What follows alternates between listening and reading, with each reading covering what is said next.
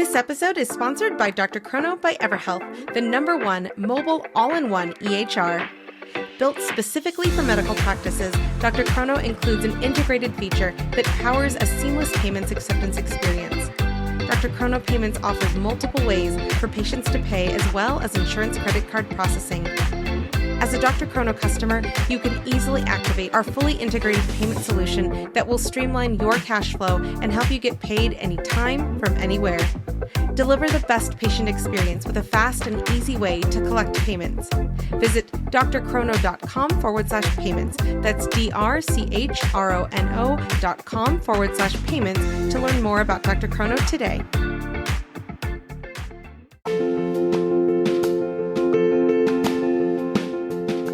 Direct primary care is an innovative, alternative path to insurance-driven healthcare.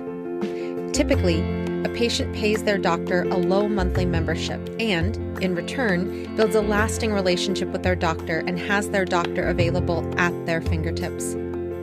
Welcome to the My DPC Story podcast, where each week you will hear the ever-so-relatable stories shared by physicians who have chosen to practice medicine in their individual communities through the direct primary care model.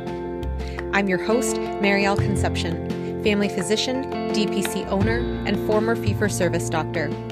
I hope you enjoy today's episode and come away feeling inspired about the future of patient care, direct primary care.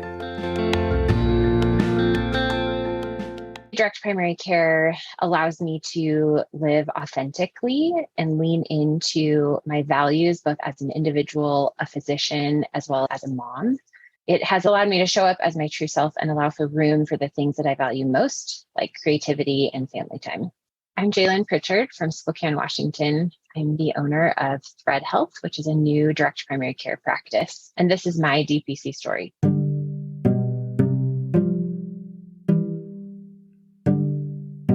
Dr. Jlyn Pritchard is a mom to 3 wild humans, wife to John, and family physician in Spokane, Washington, practicing integrative family and obesity medicine. She dreamed of being a doctor when she was a kid and was inspired by her stepfather's dedication to the ER as a physician. She attended Gonzaga University, then moved to West Virginia to attend the West Virginia School of Osteopathic Medicine. During that time, her now husband John served in the Army at Fort Bragg. They lived in separate states and countries during his deployment for the duration of medical school, finally moving in together after 3 years and after they got married. She attended residency in Spokane at a great community-based program that provided true full-spectrum and rural training. She quickly found, however, that the landscape change that occurred in healthcare during her time in training meant that the life and practice she envisioned for herself wasn't exactly possible. She had made a commitment to herself her senior year of college that she would never lose her art. She wrote poetry in high school. In college, she ran a solo photography company in her spare time, a journey that continued through medical school and into residency. She discovered also during residency, writing was cathartic for her, helping her process all her experiences. It felt like, ever so slowly, her creativity was being drained as she practiced medicine, and she considered perhaps her creativity was being smothered by other things deemed more important. Finding DPC has restored some of that creativity for her. She acknowledges that restoration is going to look different for everyone, and for her, right now, it looks different than it did 5 years ago. In this season of life, she notes the beauty of this evolution. Through the movement of DPC, she sees how the model addresses the needs in healthcare and how it has stepped in to meet them. Through DPC, she has also been able to examine life differently and has seen the gaps in her own life and made intentional changes to remedy them. Dr. Pritchard's DPC, Thread Health, just opened in October of 2022.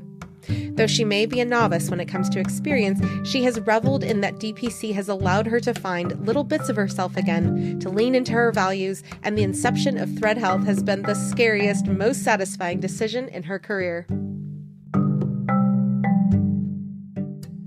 Well, welcome to the podcast, Dr. Pritchard. Thanks, Marielle. It's great to be here.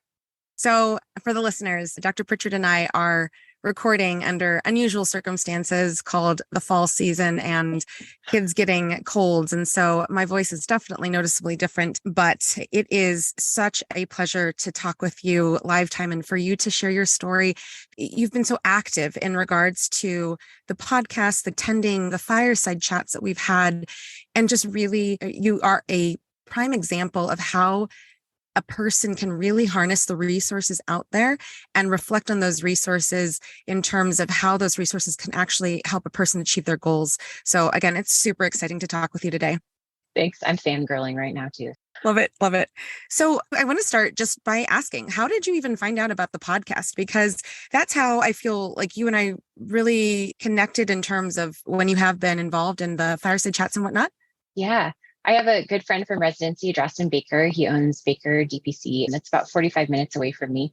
And when I was in a life transition, which I think we'll probably get to later, he and I chatted. We reconnected for the first time since residency, and he invited me to the DPC Docs Facebook group, which has been incredibly instrumental in my journey to this place. I feel that illustration of one generation standing on the shoulders of another generation. I don't know if you are visualizing what I'm saying, but there's a artist that interpreted it as a little girl standing on the shoulders of her mom, or you could extrapolate that to any situation. And I honestly feel like that is the DPC Docs Facebook group. All of these forerunners that have gone before us have really paved the way in incredible and diverse ways for us to show up as our true selves and allow us to do this with some bit of ease. So Dr. Baker was the first one that introduced me to the Facebook group. And then I'm a big podcast fan. And so I listen to this every week when I'm on a walk with my dog on Sundays. So I've been a pretty devout fan since the very beginning. And I think it's an amazing thing that we get to hear people's stories and relate to them in a myriad of ways.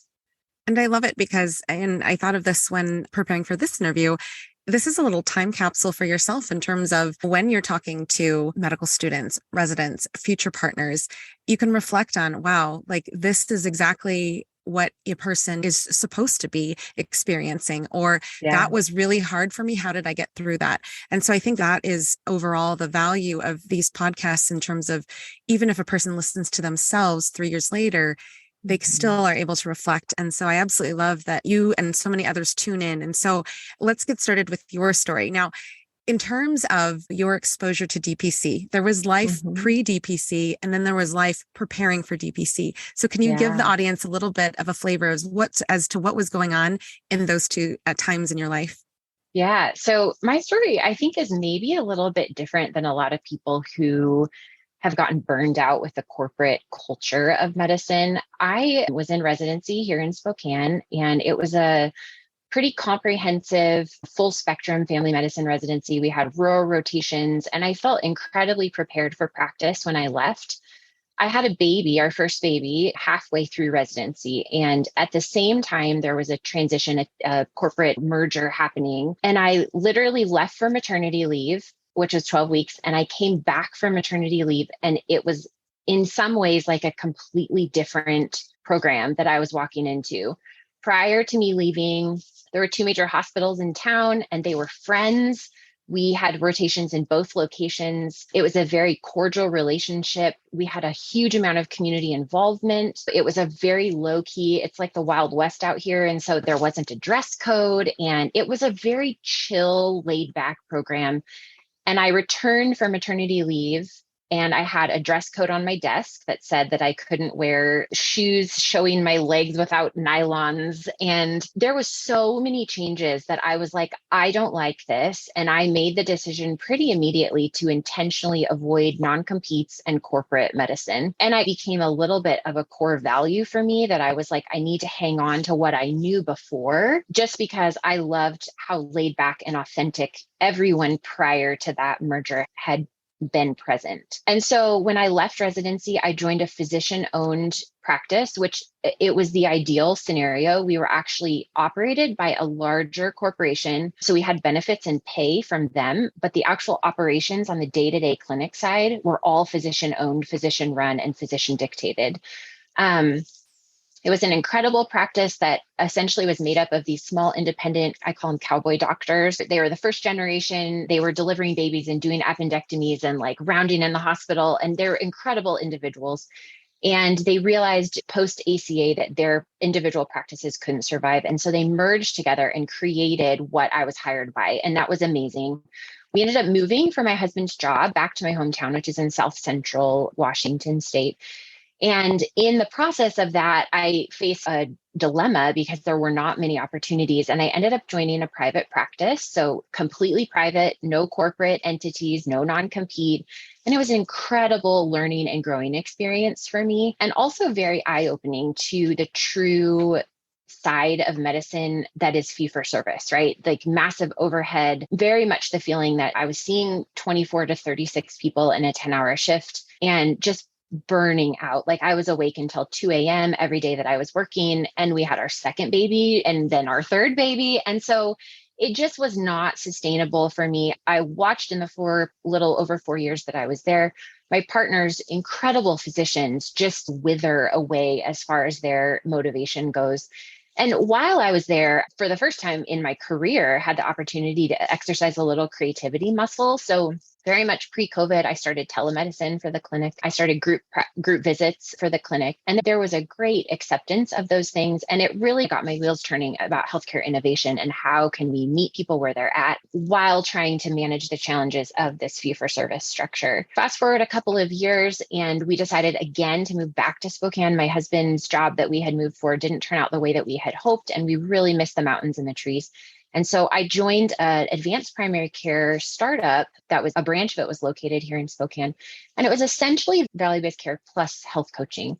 Amazing structure, 30 to 60-minute office visits. And at the very beginning of my contract really was quite like grassroots. I guess that's what I would call it. So we had a lot of flexibility. We had a lot of opportunity for innovation. But very quickly, it became apparent to me, I was one of the lead physicians, that probably things were not going to stay that way for a very long time. So I actually, and in the midst of all of this, my very last contract was at the beginning of that contract, Dr. Baker, my friend, started his DPC. And so I was able from a firsthand seat to watch him grow and honestly thrive. He's doing phenomenally well. And then I sit on the sideline and be like, wait a second, this is not enjoyable for me to be involved in this corporate structure. That company contract ended, and it ended 7 months sooner than I thought that it was going to end. And so I had the opportunity to sign on with a new company that was very much corporate medicine. There was no non-compete, but it was another kind of startup that had its sights set on something that did not align with my own personal values. And I took the leap. Like there was really not another option for me that helped me live into what I'd promised myself so many years ago. And so I literally opened my doors last week. I'm a newbie here, but all of that, I think, led me to really having this kind of broad perspective on there is not a better way to practice. And despite what you may be promised by a corporation, I really don't necessarily think that they have your best interest in mind. And I think until the hashtag take back medicine, like I really think until we do that with a fire under our buns, I don't know that we're going to see any big changes. And so at some point, I think you have to make the decision, like, poop or get off the pot, like back away from the cliff or jump, like whatever analogy you'd like to use. But I think at some point you just have to do it. And so I did. Awesome. Awesome. And again, just going back to how you've researched DPC and how to do DPC, what kind of strategies would work for you and your clinic. I want to ask there were sometimes during your journey into researching and planning DPC that it was agonizing to make the decision to be the primary breadwinner of a family of 5 to go into jumping off the cliff or getting off the potty. Clearly that was a mom word right there. Yeah, right there. But can you share what were some of those agonizing thoughts that you had and why did you have them? Because I'm sure there's others in the audience that are going to listen or are listening actively right now as you share your journey. Yeah, I think I will say this. We had been very determined after residency graduation to pay off med school loans. So we have lived incredibly frugally. Goodwill's my favorite store. We still have a really strict grocery budget. And so I really have very intentionally tried to not let the golden handcuffs affect us as a family.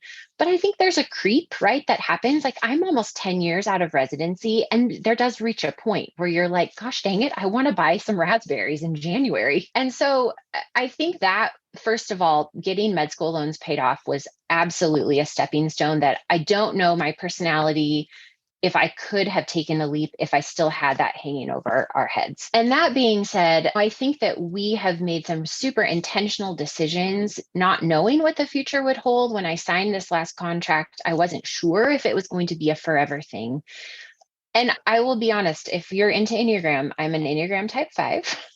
Which I think to my detriment, I can over contemplate and over perseverate and over research. I remember when we were having our first kid, I'm embarrassed to say this, but I honestly think I researched baby strollers for like 6 to 9 hours. No one needs to do that. And I did it.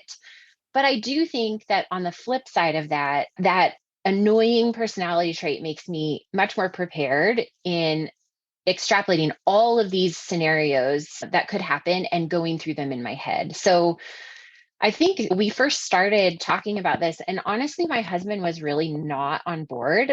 And I would love at some point to get him on here because I think his journey and the spouse's journey or your partner's journey is just as important, especially because it's not lots of times, right? It's not just you. You're in this like tiny community, which is your family, and then this bigger community, trying to figure out how you fit in as a puzzle piece to all of those can be really difficult. In his defense, he did not come from a family of entrepreneurs.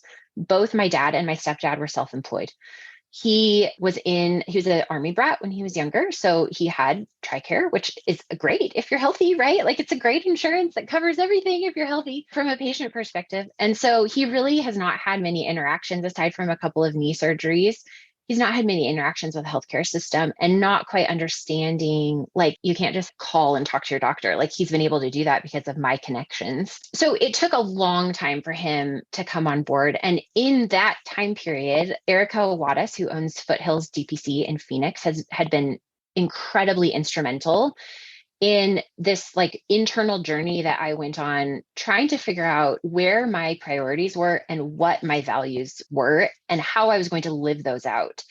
Last year, I think I reached a low point, and all jokes aside, I was using my Peloton as Prozac, really got to the point where I was like, I don't think that I'm myself anymore. And that's a scary place to be. I mean, I remember in med school when we were in our clinical skills class and learning about like the PHQ-9 and the GAD-7 and all of these screening tests, they intentionally said, please don't take this test because most of you will score positive. And that's a conversation for a different day about what medical education does to people. But I was in that spot again. I had postpartum depression after our first kid, had no idea that I had it until 10 months when this like fog cleared. And I was like, oh my gosh, I'm myself again. And I could feel myself slipping back into this place where I have TMJ and I was grinding my teeth every night. I had chronic neck pain. I couldn't sleep. And we didn't color Easter eggs this year, which seems like such a dumb, ridiculous thing. But I had completely lost track of time. I'd lost track of where my priorities lied. And my kids were getting the worst of me. My spouse was getting the worst of me. And Erica was really instrumental in really asking me really hard questions and challenging me to say, okay, Jlyn, if autonomy is your core value, and it is, how are you going to lean into that if you have no control? And I finally did reach a point where I said, forget it. Like, I have to jump. I have to make this jump because it's the only thing that's going to save me as a human, right? Like, to maintain my humanity. And I think the other thing that, as part of this journey of discovering what my values were, I also discovered that I was grieving. This podcast got real deep all of a sudden, but I was grieving because I was part of that generation of physicians that saw pre-governmental regulations. Is that how we'd like to phrase it? And I had mentors as a kid and as a high schooler and even as a college student that were practicing in this pre-regulatory world. And it was hard. It's hard, but they were thriving.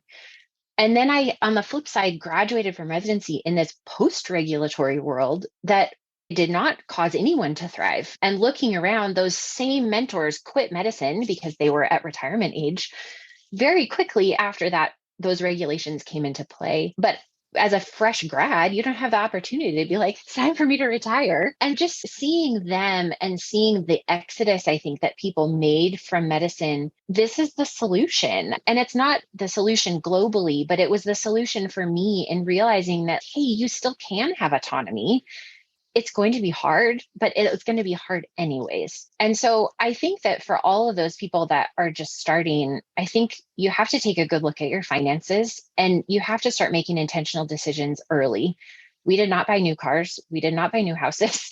We still budget for our groceries. And occasionally when we have extra money in our budget, I will buy raspberries in January. And then I think the second step is really deciding what your core values are. Because if you can't recount those core values, I think there's probably still work to do before you jump in headfirst to this. Understanding and aligning my clinic with my core values has also allowed me, again, to show up authentically as myself without the feeling that I have to wear a white coat. I've never worn a white coat. Or without the feeling that I have to pretend like I'm someone else and not crack jokes or be sarcastic with my older patients who love it. They love the sarcasm.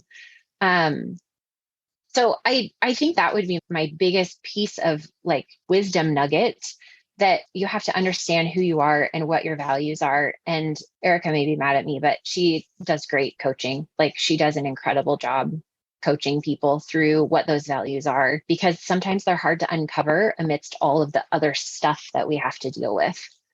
And I think it helps also that she can relate to you on many levels, professionally as well as personally. I think that's one of the things I go back to is Dr. Kristen Ray Coleman had shared, when you choose somebody to help do things like coaching, she said the comment, make sure you see their receipts. And so I think since she said that, it's been something that I've mentioned to many people because when we are in a spot where we don't necessarily have the bird's eye view of all the possibilities and the pros and cons that can happen depending on which branch we choose of our future, can be even more stressful, I feel sometimes. So I think that's wonderful that you guys connected and that she helped you so much.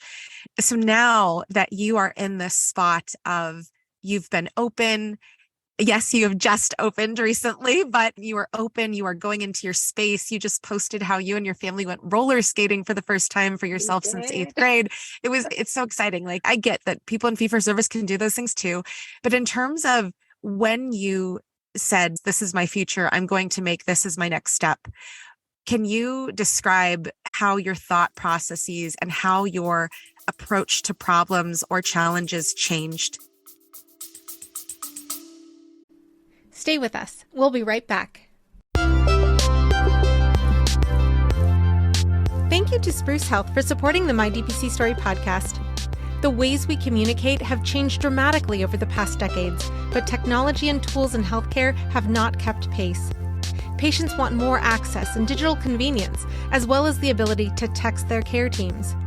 Care teams are inundated with more communication and rising expectations, but are still using tools and technology stuck in prior decades.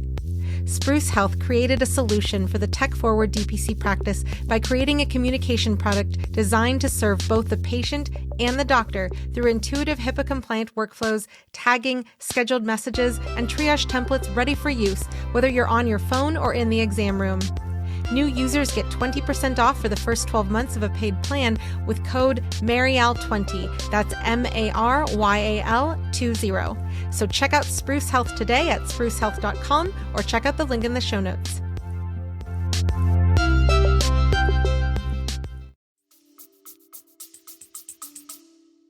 Yeah, it's so interesting. I have been reading, which again, my personality, it's almost a fault. I think I have read through every archive, like back to 16 when the DPC Docs board was initiated. But I think that somebody said at one point that it's still the same amount of work and it's still the same amount of hard. So choose your hard, but something is different about when it's your own thing. And I feel like I signed my lease in June, and I have a hilariously old-fashioned landlord. He will never listen to this podcast. He does not own a cell phone. He's a fantastic guy. My bathroom flooded and leaked into the storage room at the office next door. The flooring was delayed by 3 weeks. We were stuck in supply chain purgatory. The toilets that we got didn't fit, and we had to call a plumber to saw. Like the list is just like, but I'm like, I don't care. This is happening. And I think that the days when I get to dictate my schedule, again, aligning with my core value of autonomy, when I get to dictate my schedule, which is honestly intimidating still, but when I can say, sure, I can run to the post office for you, or I can go to the mailbox and pick up that package, or sure, I can be at school and drop the kids' lunches off that they forgot 3 times last week. True story. It allows me to step into a role that I've never had the privilege of being in before. And it allows me to really lean into motherhood in the ways that I wanted to. That's why I chose family medicine. It's why I didn't do ENT or neurology or something else that would require my time away from the kids more. And family medicine was supposed to allow me more flexibility, which in many ways it did. I've always worked part-time. I've never worked full-time since residency. And that, again, was an intentional choice. But I was seeing little dabs of my flexibility and autonomy be taken. So I think the challenges are there. They will always be there. And I don't have this rosy glasses view of what DPC is, probably, again, because of all the research and reading that I do. But I do think that it hopefully will allow me to fulfill both of the roles that I'm in, right? As a mom and spouse and as a physician more completely, instead of feeling like I am literally in the splits all the time and trying to decide which way I'm going to go. Because I think that's the position, especially as women, that we get stuck in most of the time without the strings of autonomy that we should be given in the workplace. This is across all workplaces, right? Not just physicians, but that we're not allowed. Absolutely. And in terms of then you throw the pandemic on it, and that was amazing, especially as a mom. And mom can be single dads, single parents, whoever. But the idea that, your journey with respecting autonomy impacts your entire life. I think that's a really good thing to focus on, because when I think about how you had this experience in residency, you had your first kid and you came back to a completely different residency. When I think to the doe-eyed medical student applicants writing their essays, and we were those kids too, even though, like, for example, I went to Creighton, we had humanism in medicine, but it was like, what was the actual discussion about humanism in medicine, what your values are, your autonomy as an individual, and how do you protect that into the future? That around that idea of autonomy, I'm just wondering, in terms of your thoughts, how do you challenge? Because again, when I think about this podcast, I think about this is a great way for medical students and residents to really hear people reflecting on their journeys of autonomy and loss of autonomy in many cases. But how do you challenge medical students, residents, physicians in fee-for-service to think about their own autonomy when they're asking questions specifically in the world of DPC? Yeah, I think it's an interesting point, and I'll share this story. I was sitting around a dinner table. So I was one of the lead physicians here with the company that I just left, and there was a small group of us at dinner. And there was a really long time in the past year prior to me making this decision, and even honestly, like until yesterday, that you have this "what's wrong with me" feeling, right? You have this like, why am I looking on the other side of this one-way mirror and looking at all of these physicians that are employed, and they seem on the outside to be fine, right? They seem to be fine. And there's this self-reflection that's like, what is wrong with me? Why can't I just be happy? Why can't I just settle in the role that I was put in? And there was a lot of pillow talk between my husband and I about him saying, why can't you just be happy? I think you've never been happy in your career. And he's not wrong. Like, he is not wrong. But I did realize that really played into some of the grieving that I was feeling, that pre-regulatory and post-regulatory life that I had envisioned for myself. And it was this process of letting go what I thought was going to be, what my practice as a physician would look like. And realizing that, number one, not all physicians have the same set of values. There are people that do value money more than their autonomy. There are people that value academia and research more than they value their autonomy. And there's nothing that says that you have to be a one size fits all. For me, my autonomy reigns supreme. That is the one thing that if I lose, there is never a job that I can be happy with. There are certainly others, and I have good friends that value money as their number one motivator. And if they lose that, then they will never be happy. Autonomy comes second, third, or fourth. So I think to the people that are, especially those in training, I think that they need to find a mentor and they need to ask some really hard questions. A lot of those classes that we were exposed to in med school and residency about humanism and ethics and corporate culture, it was always us versus the patient, right? That's the stance that we took, is it was always, how do you interact with a difficult patient? Or how do you interact with this ethical situation with a patient? Unfortunately, that lens was never turned, and we never learned about how do you interact as a physician with a corporation. And that's really where the conversation needs to be. That's where the conversation has to go in order for us to actually have enough bandwidth to reflect as a med student, as a resident, as a new attending, as a seasoned attending, and say, wait a second, where do I fit into this puzzle? Because I am the person that I want to be as a physician. I have protected that with everything.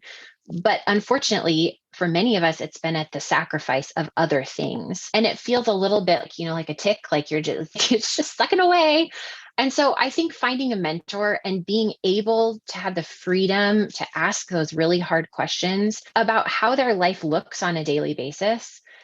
I think in training, understanding the background, the ugly side of corporations, there are beautiful sides of corporations too. And I don't want to talk down all of the physicians that are still employed or who enjoy employment. A good friend is in New York and he's in sports medicine. He loves his job. And I love that he loves his job. So I think that just understanding the business landscape and how you fit into that is the very first step as a resident looking for jobs. And then I would say third is your values will change. They're going to change over time. And that is totally normal. And that is needed in order for us to adapt. But I think that you being aware of them, which I was not, right? Like I hadn't taken the time to be like, oh, that's the one thing that's driving you. But man, how far ahead would we have been, or would we be if we would have been able to take a step back and say, no, I'm not going to make that decision. I'm not going to make that move. I'm not going to accept that contract. I won't take that bonus because it doesn't align with my values.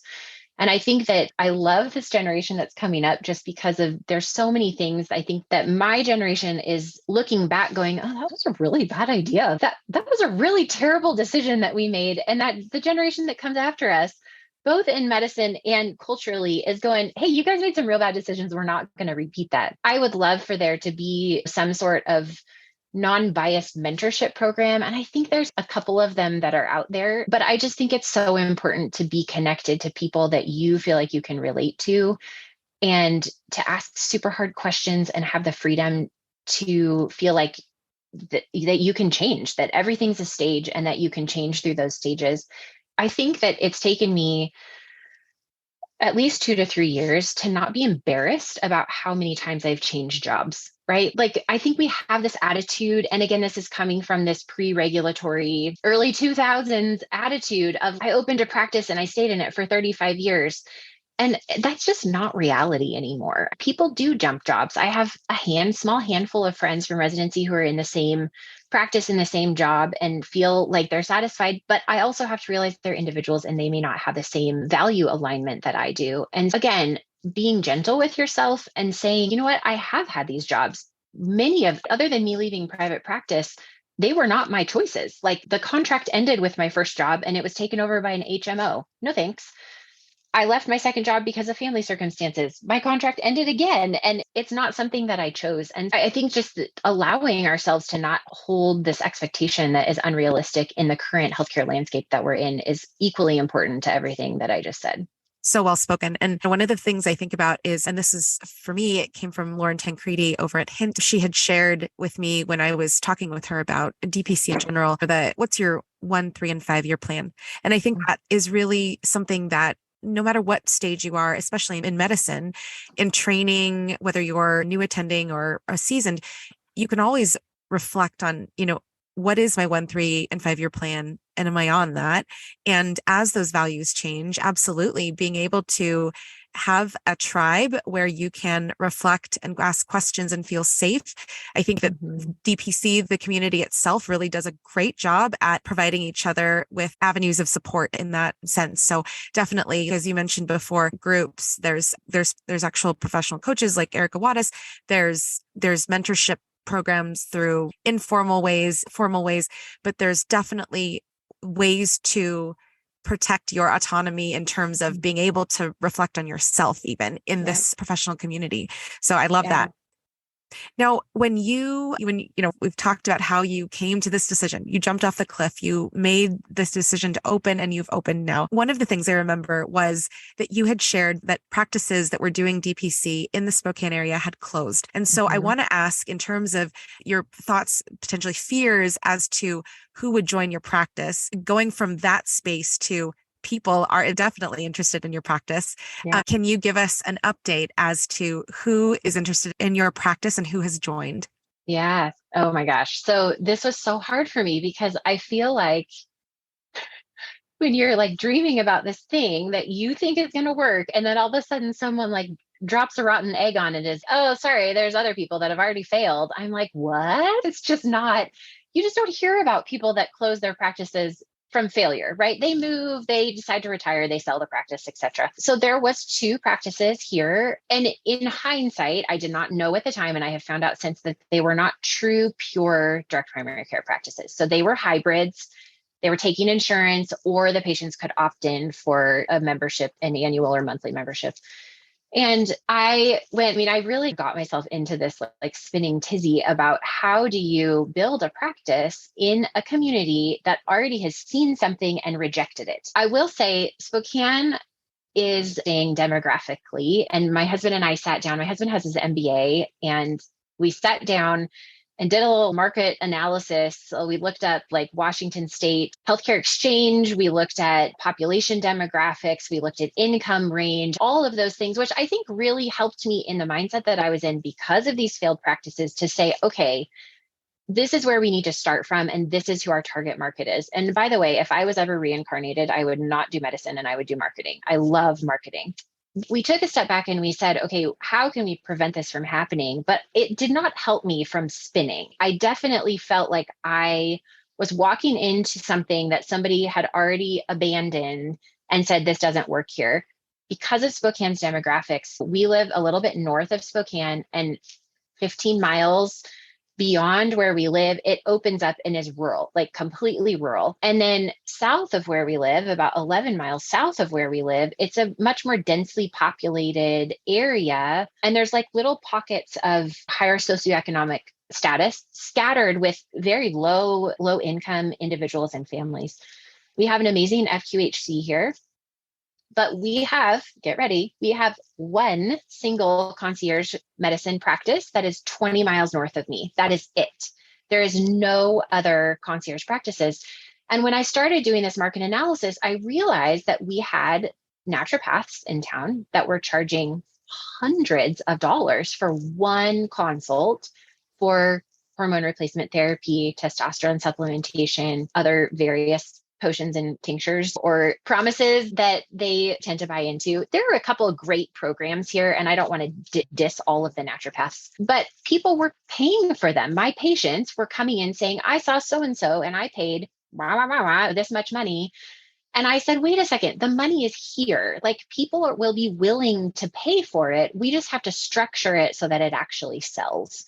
There is a nurse practitioner here who has been in practice for 5 years, I think, and is doing really well. He's a super nice guy. And then Dr. Baker Droston in Liberty Lake also had started his practice and has just done phenomenally well. Slow growth, steady growth, but done really well in general.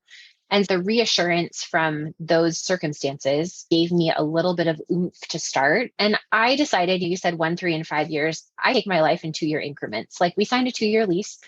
I said, I'm going to give this 2 years. And if I don't grow to where my goal numbers are at those increments, then I turn around and I get a job. Is it the end of the world?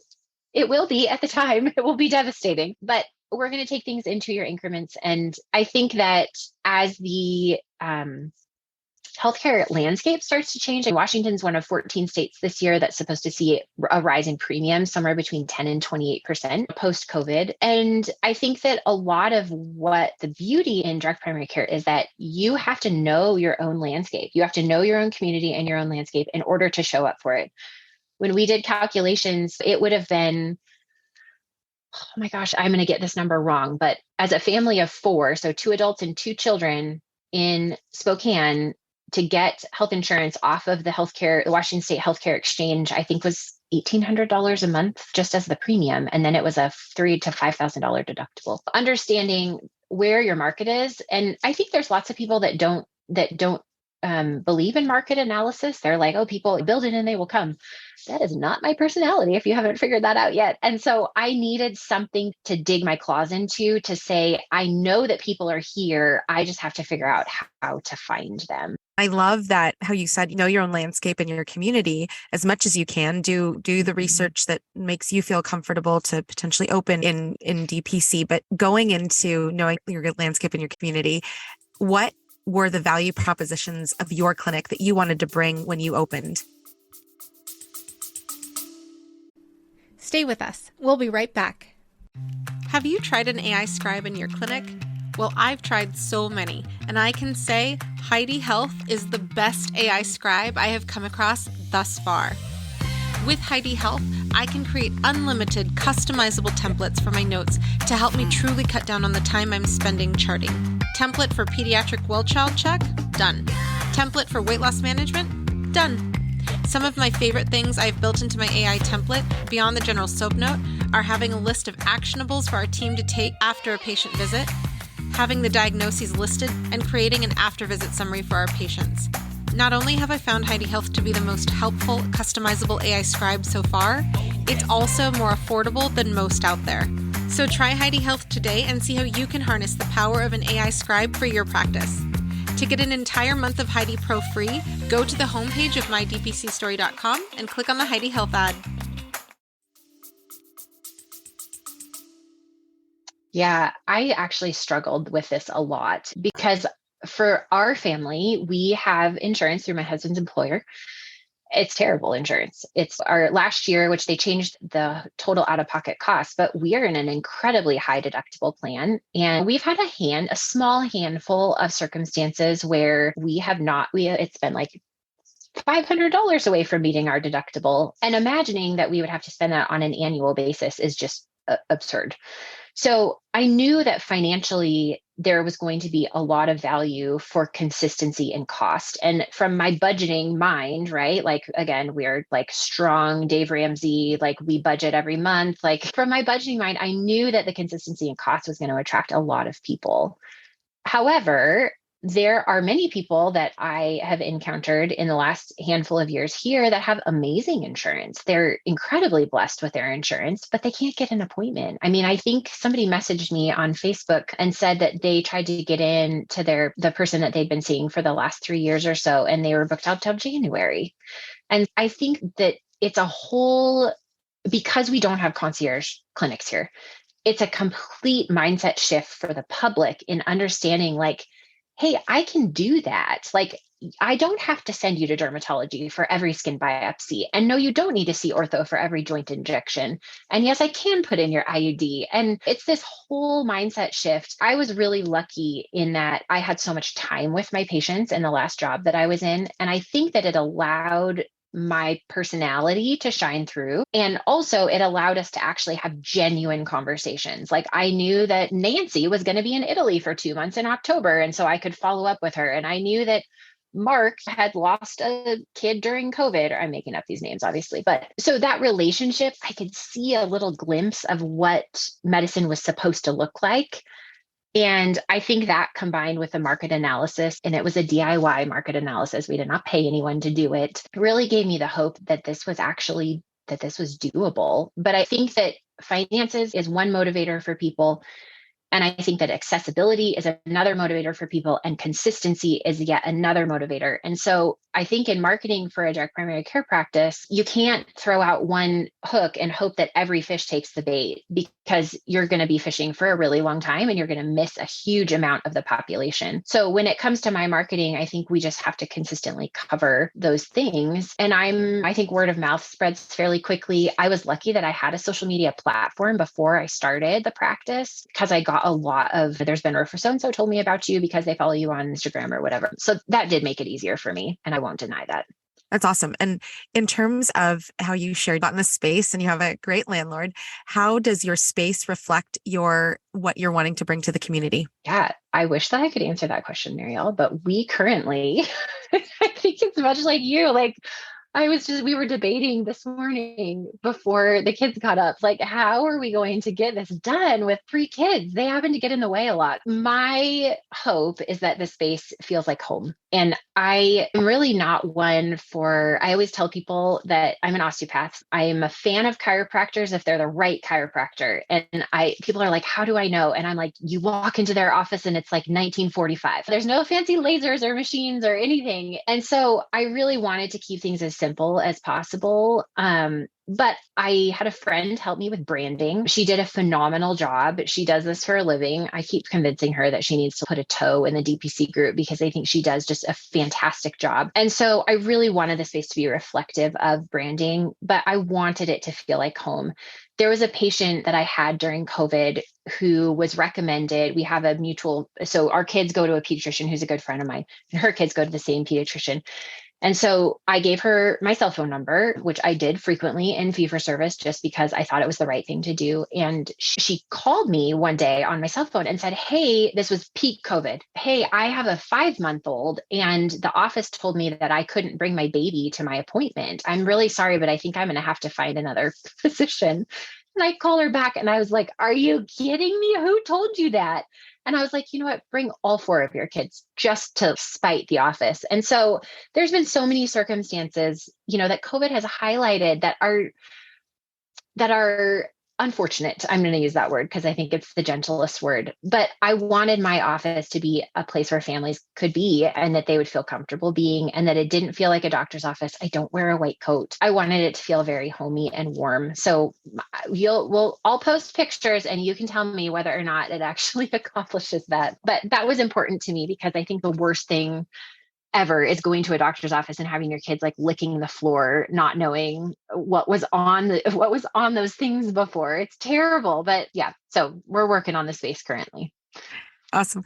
I'm laughing over here because if for anyone who's rode BART in the Bay Area, a mom dropped a pacifier on accident, just popped it back onto the floor of the BART station and then popped it back into her kid's mouth. So that's a great goal. I was looking at a Dyson vacuum the other day, so I love that goal. I can relate to it completely.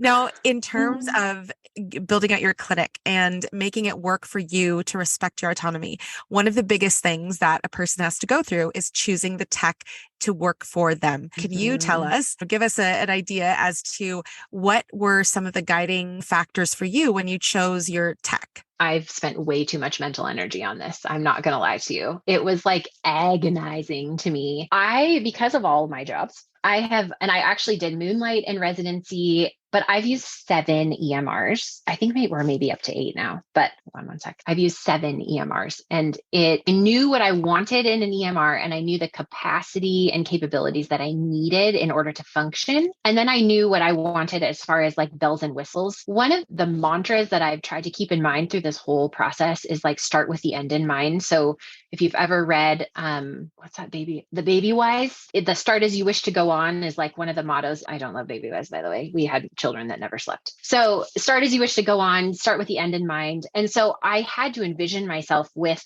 my max patient pay, 350, 400 patients. And how was I going to communicate with them? How was I going to function on a day-to-day basis? What data did I want to be able to pull out of the EMRs? And there were a couple of them that were very rudimentary and I thought were incredibly innovative, but they did not work with my brain. I hate pop-ups. I don't want things popping up in my face. I want to be able to navigate the whole chart while it's in front of me. I want to be able to like quickly search for patients based on diagnosis or search for patients based on my interactions with them.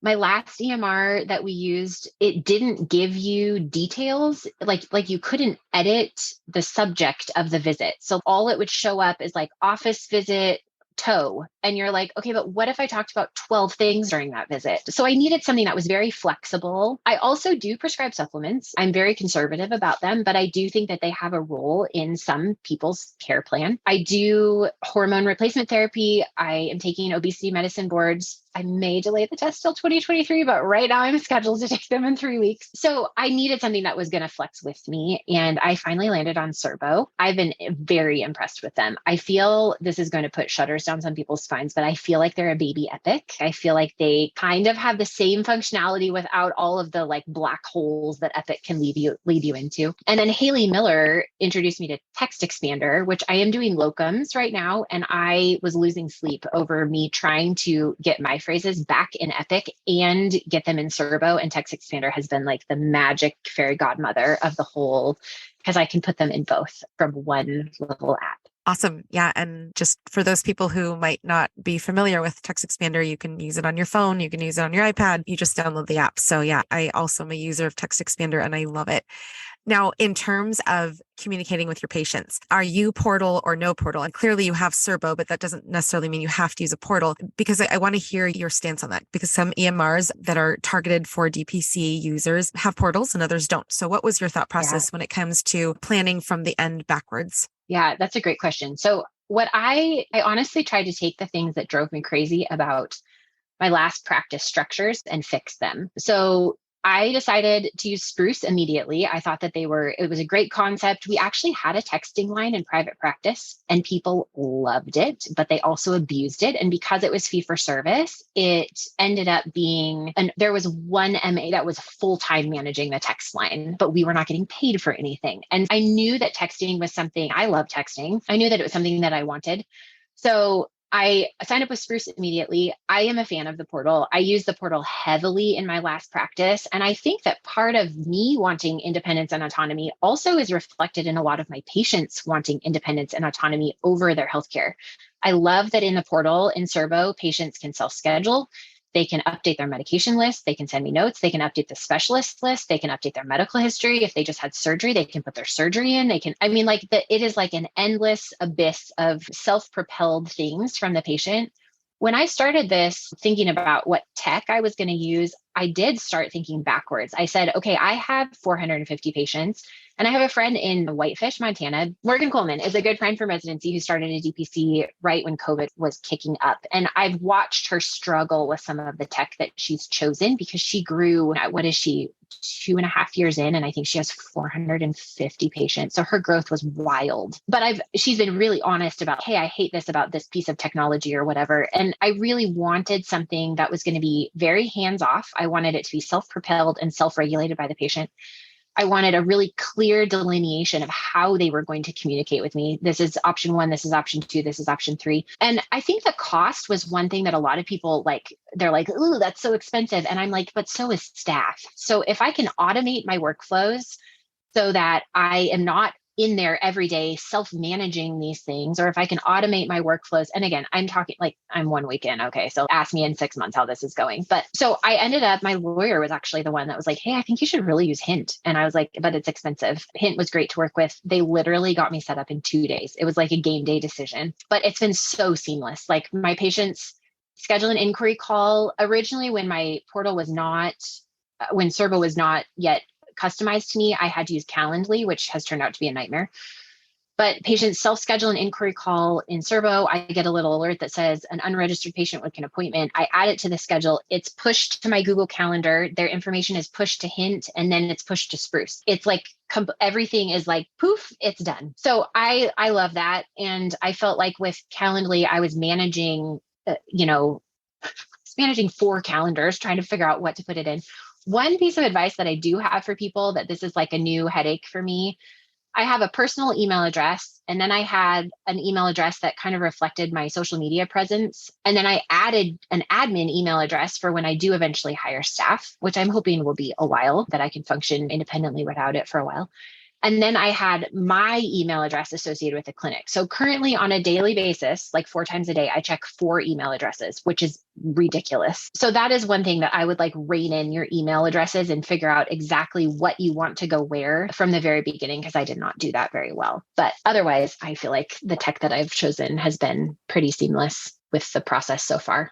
Love it. And when it comes to making your EMR have all those details that you need, or creating those text expander phrases, how do you manage not getting overwhelmed with the minute things you have to do for your business? Yeah, I did not expect, and again, I have to keep saying, like, I'm 1 week in, so ask me in 6 months how I'm doing, but I did not expect the amount of mental energy drain in the first 3 weeks of the 2 weeks prior to me opening. And then this first, like, my husband took, I should send it to you. He took a video of me a couple nights ago, just like completely nodding off with my phone in front of my face on the couch at night. And I'm so grateful that I'm doing locums for a really limited number of hours per week. I'm thinking it's a temporary thing depending on how quickly I grow, but I did not expect this amount of energy expenditure just mentally these first few weeks. I think that, and I was, full disclosure, like, I have not drawn blood since residency. It's going to be a fun adventure. I was unpacking the lab stuff and I was like, what is this stuff? I have no idea, because I've never had to do it before. So I texted with my old MA and I was like, can you come help me? But tapping into those resources is such an important thing. I definitely feel like the tech that I have chosen has everything that I need. I am not scrambling. There's no forms that I have been missing. And I think that it would be a huge headache for me to have to create all of that from scratch. Instead, what I can invest my energy into now is expanding my library of patient handouts and expanding my protocols for my weight loss program. And it's like the things that actually are going to attract people to my practice. That's where I can invest my energy because of the choices that I made, instead of trying to dump all of this information into a rudimentary electronic medical record system. So I'm really grateful for the guidance that you gave and that a lot of other people have given, just because it's been a huge time saver for me so far. Awesome. So far. And I hope that continues, because I think that sharing that is an example of how you are working from the end, right? I say the end, but then that sounds a little depressing, but in terms of like your goal, I should say your goal. But in terms of, I totally reflect on that every day when I'm like, okay, I should have done a flu vaccine consent like last month, but I didn't. And so now I have to do one. And then when I get it done, it's like, I never have to do another flu consent again. Yeah. So it's so nice to be able to be in that place.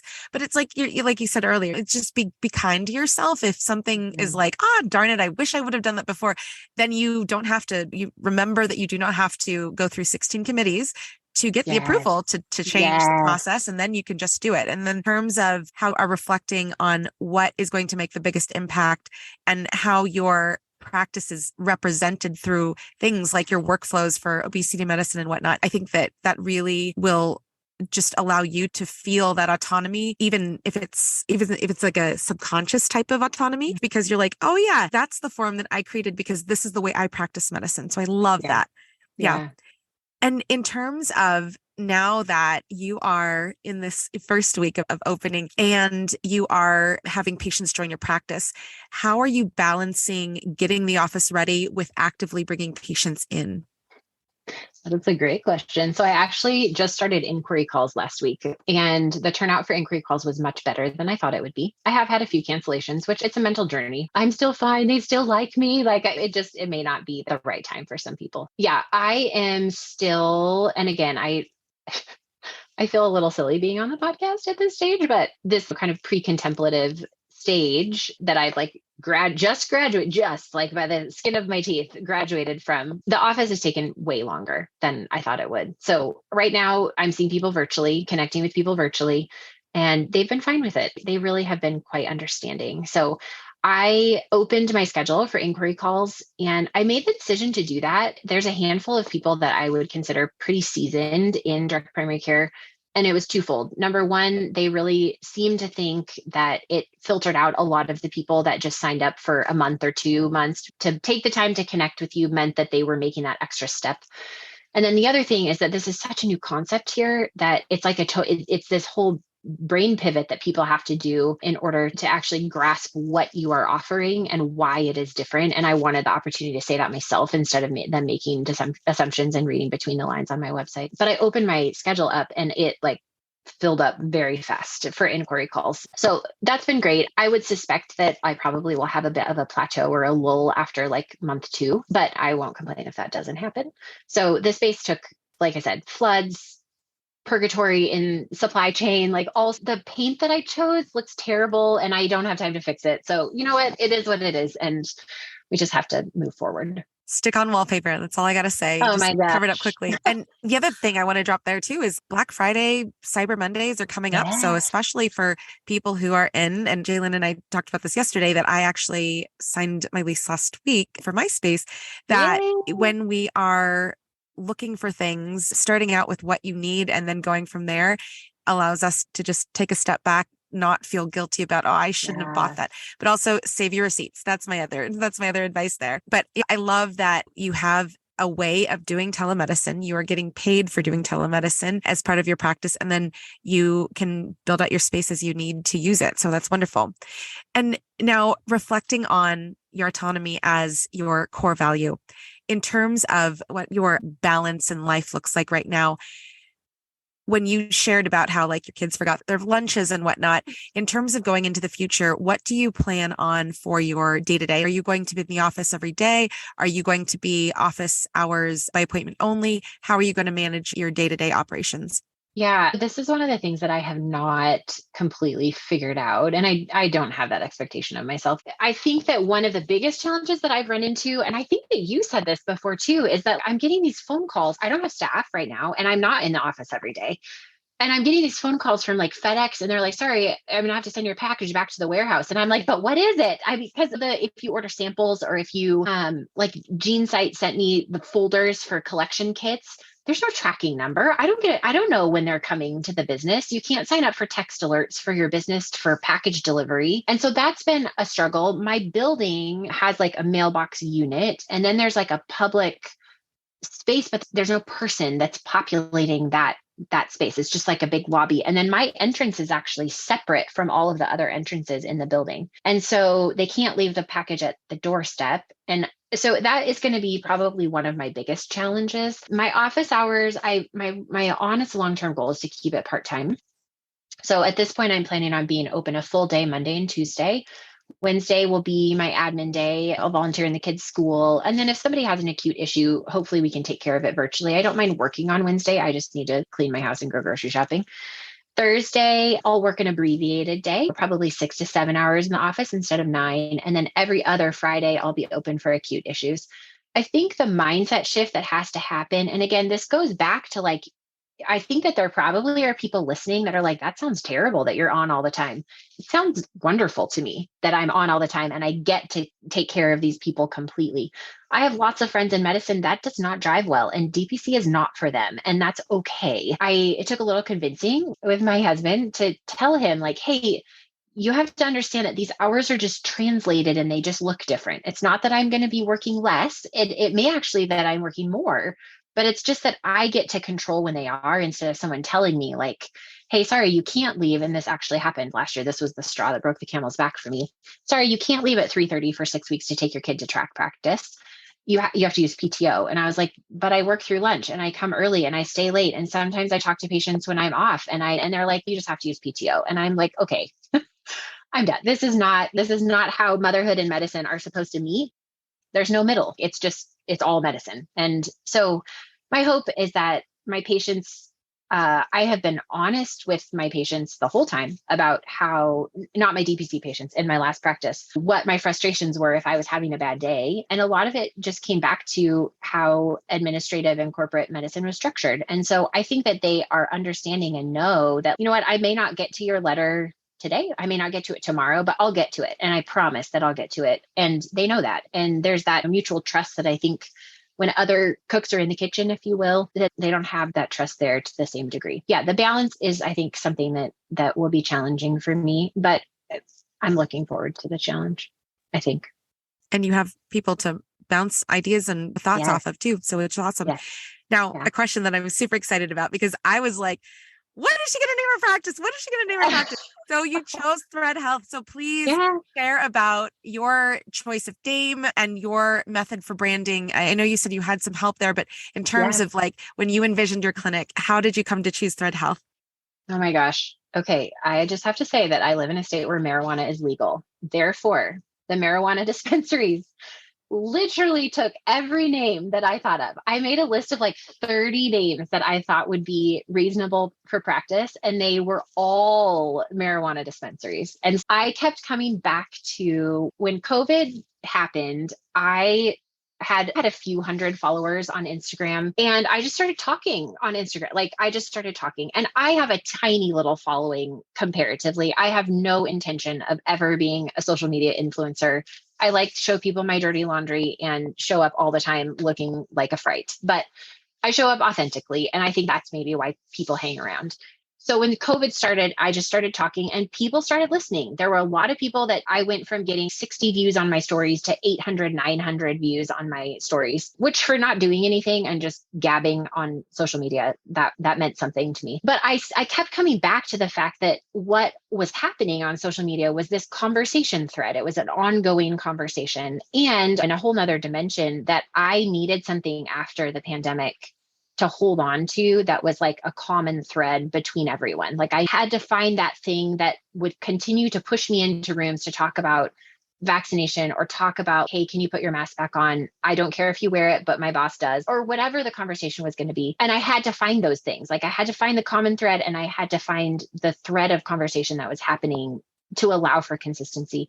And so I just came up with Thread Health. And there were a lot of people that were like, that sounds like a fabric store.